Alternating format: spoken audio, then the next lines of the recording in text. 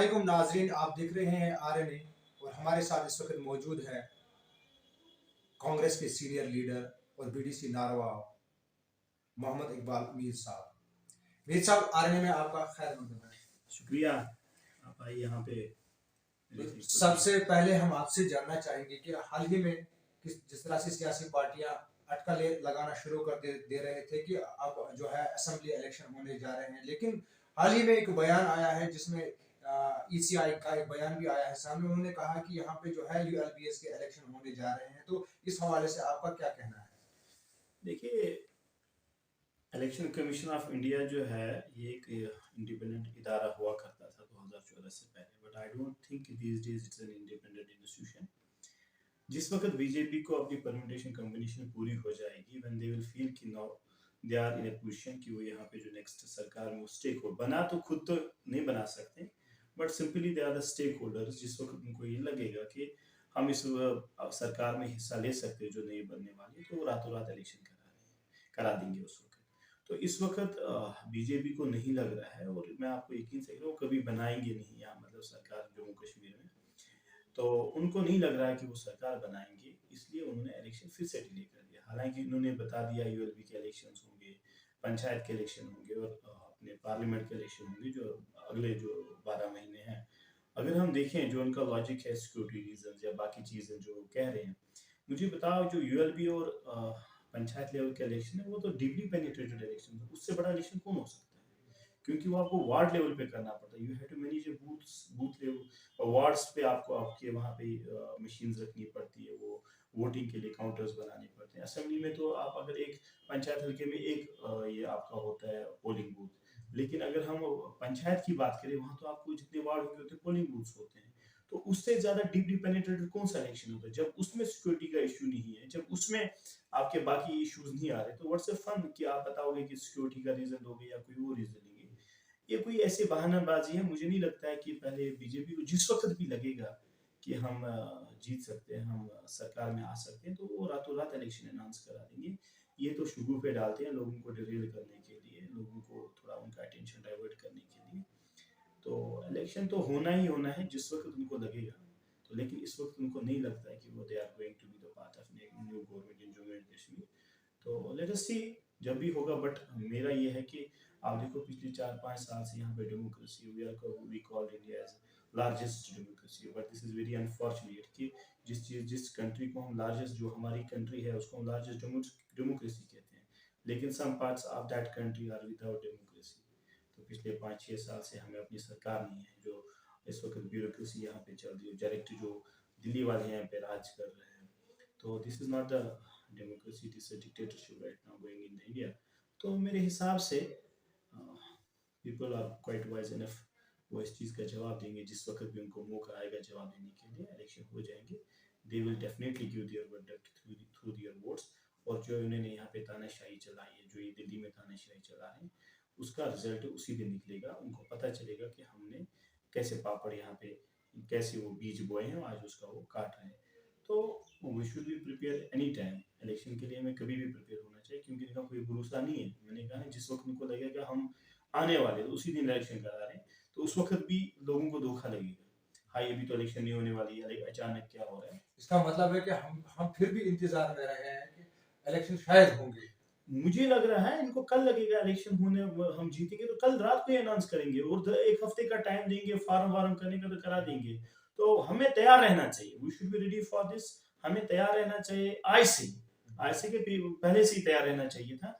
ये कभी भी करा सकते हैं, इनका कोई भरोसा नहीं है। बस subject to the terms condition, कब हम आएंगे, जब वो लगेगा उनको कि हम आएंगे, तो उसी दिन इलेक्शन करवाएंगे। ये ऐसा नहीं है कि नहीं करा सकते, कभी भी करा सकते।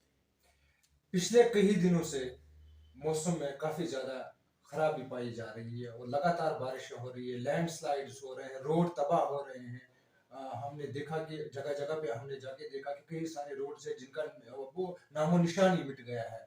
तो कोई अल्टरनेट उसके लिए आप किस तरह का काम करना चाहेंगे?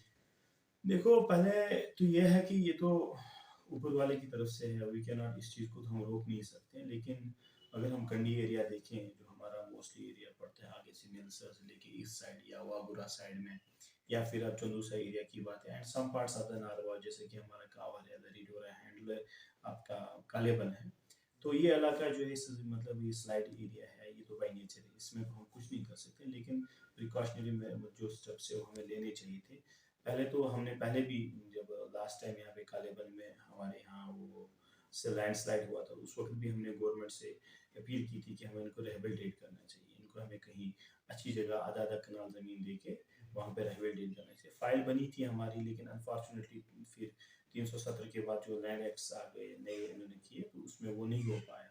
तो अब आगे क्या करना चाहिए हमें तो पहले गवर्नमेंट को इस चीज़ को लेके ये करना चाहिए कि पी फंड्स को लेके खास करके ये अपने क्या कहते हैं हम कंक्रीट फंड्स की बात मैं कर रहा हूँ, या रोड में फाइलिंग करनी चाहिए। बहुत जगह ऐसे रोड सिंक्स हो रहे हैं हमारे, तो हमें इन चीज़ों को देखना चाहिए। और रिसेंटली क्या, ये बहुत पुरानी स्कीम चल रही है through rural development, project team बना रही है जो जहाँ पे ये लैंड स्लाइडिंग एरिया होते हैं वहाँ पे।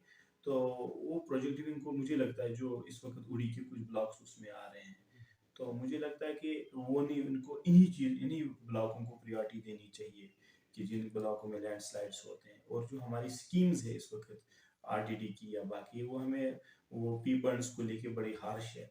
तो हमें लगता है कि इस वक्त हमें कोई नरेगा में या हमारे एडीपी प्लान्स में हमें इनमें थोड़ा रिलैक्सेशन इन ब्लॉक्स को देनी चाहिए, क्योंकि सबसे बड़ी बात है जो भी हम काम करें वो लोगों के लिए करना चाहिए, वो that should be the people और पब्लिक ओरिएंटेड। जब लोग ही नहीं रहे तो कामों का क्या फ़ायदा। हम किसी बस्ती को रोड लेंगे, जब वहाँ पे बस्ती नहीं रहेगी तो उस रोड का क्या फ़ायदा। तो वी शुड मेक देम, पहले हमें ये इंश्योर करना चाहिए कि they are quite safe enough.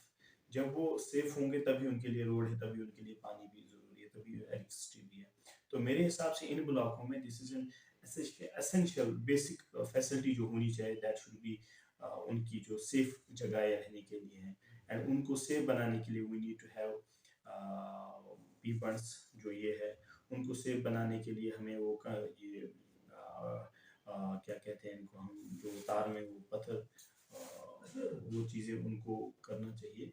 तो क्रेट्स जिनको हम कहते हैं, गिबन्स जो वगैरह हम कहते हैं, वो लगानी चाहिए।